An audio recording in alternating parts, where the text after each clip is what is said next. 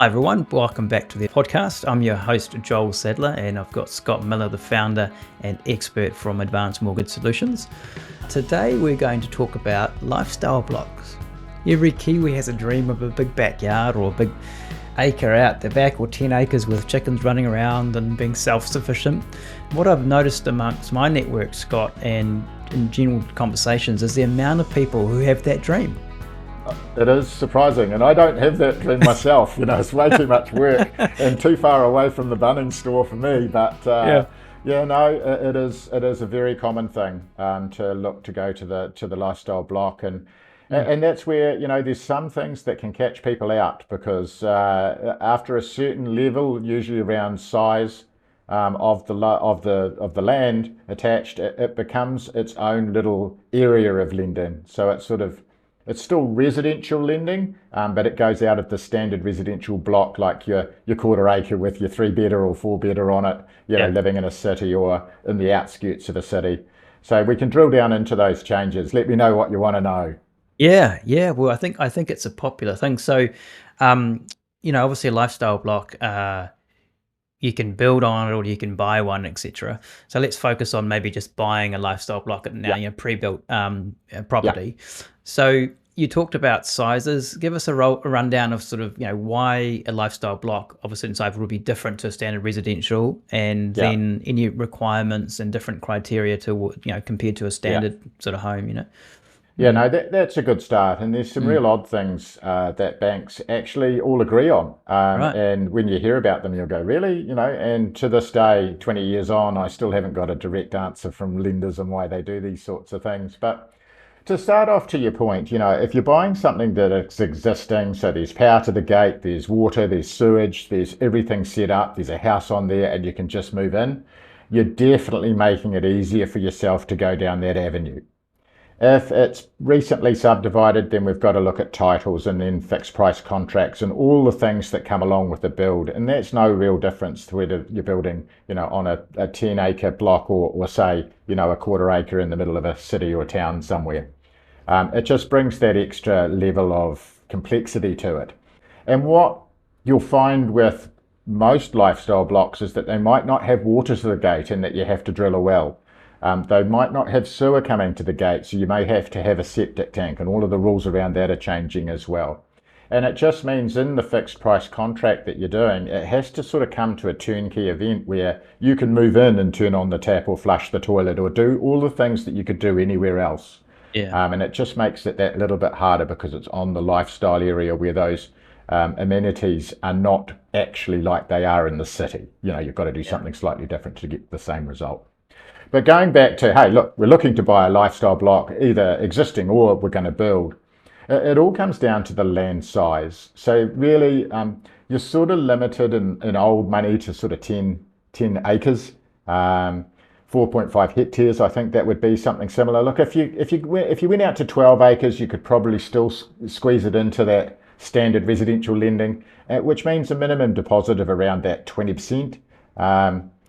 This is where it gets a bit funny. As soon as it goes outside of that standard residential lending, the deposit sort of jumps up to a 50% deposit.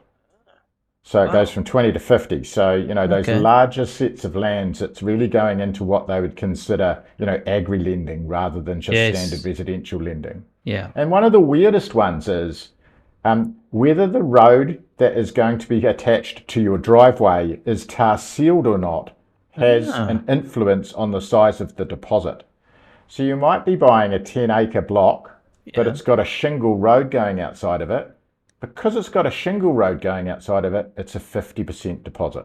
What? If it was a tar sealed road, it would be a 20% deposit. Yes, I can see the confusion. Yeah, well, funny enough, I had a friend that's just recently bought a section off a shingle road, and he was talking to me about trying to get the deposit together, and we didn't talk about numbers, but that'll be why, because it's a 50% deposit. It's a significant deposit required now. I mean, I don't understand why that would be a thing, but it's always been a thing. For 20 years. Again, I've been doing this for 20 years this year. It's always been a thing, and it still is a thing. Wow. The other things that you'd have to take into consideration outside of size is, how close is it to, say, a major area, metropolitan area? So you'll find that there may be an increase in the size of the deposit that's requested because it's, 150k away from a major metropolitan area. And the reason behind that is a little bit more obvious in that the bank always want to know how easy is it to get our money back should it all go wrong. Yeah.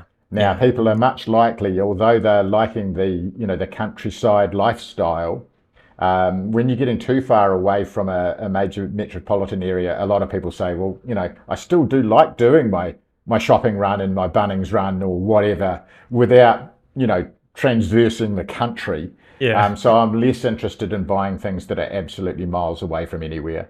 And the banks will say, so there's a higher risk for us of on selling should it all go wrong. We'd have to sit there maybe for a year or two to sell that property rather than if something's right beside Christchurch or Auckland or Wellington or whatever, that could sell within a month.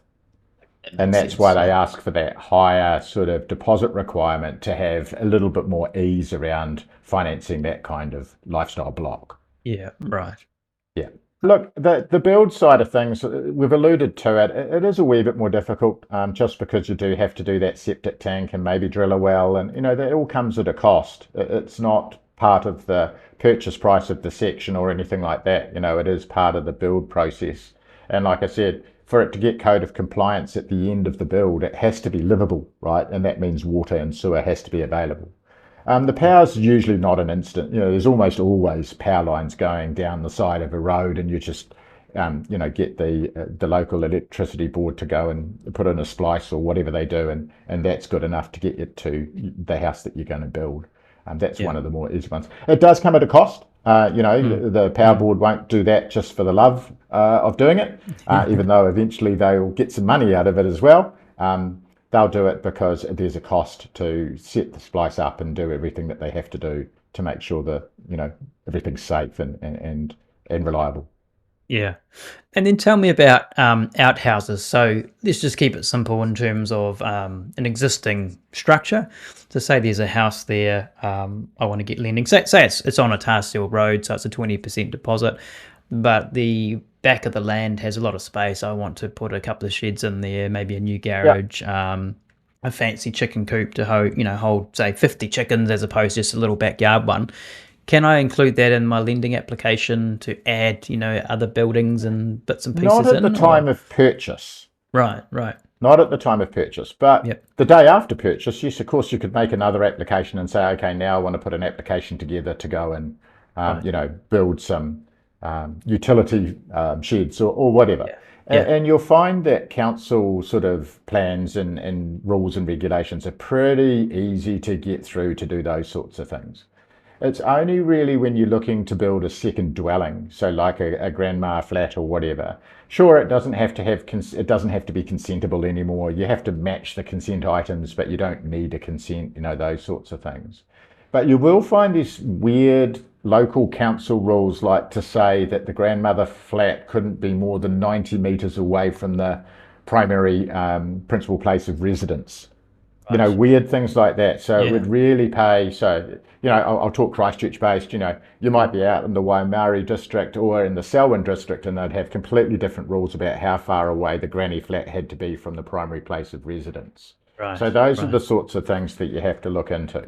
Sheds and utility, buildings and things like that. You have a lot more freedom with those. It's unlikely that you need recession plain rules because you're not going to be parking it up right beside another farmer's house because there's just so much, Yeah. ground and room Yeah. out there. So that's a lot easier. It's only when you're building that secondary dwelling that they really start getting a little bit funny, Yeah. for the Right. lack of a better term.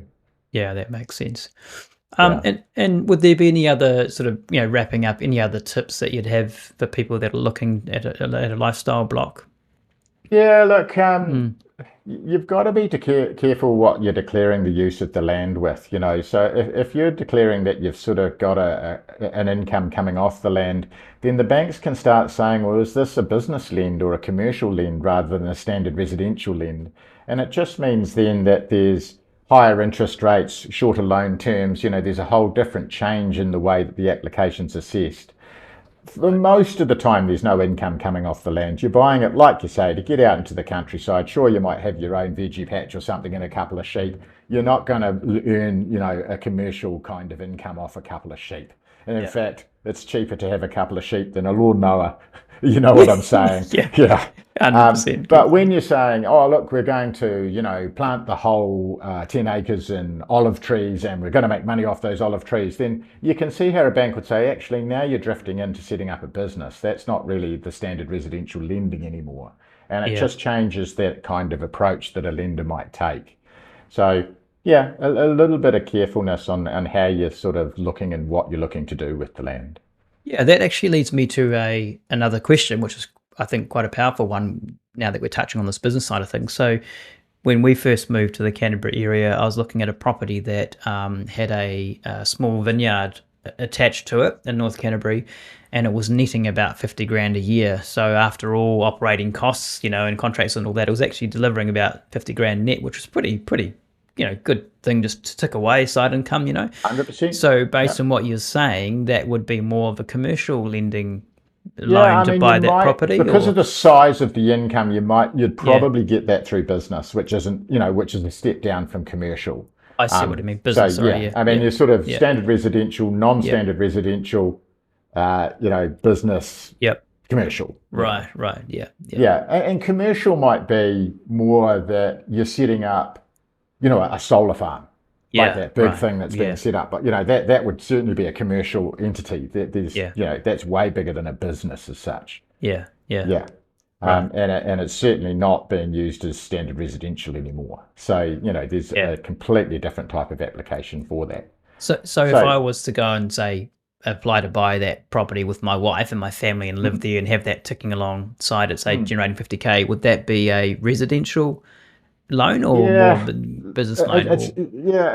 Probably not. You'd probably just go into that small business sort of agri kind of lend rather than the standard residential lend, which would be slightly more expensive and maybe done over a 15 or 20-year term, not a 30-year term, because of the type of aspect of what you're using that land for. So again, that's a perfect example of being really, really careful, going to a financial advisor who has connections within the bank, so you can have that off-book conversation saying, I've got a client looking to do this. How would that be received by the bank?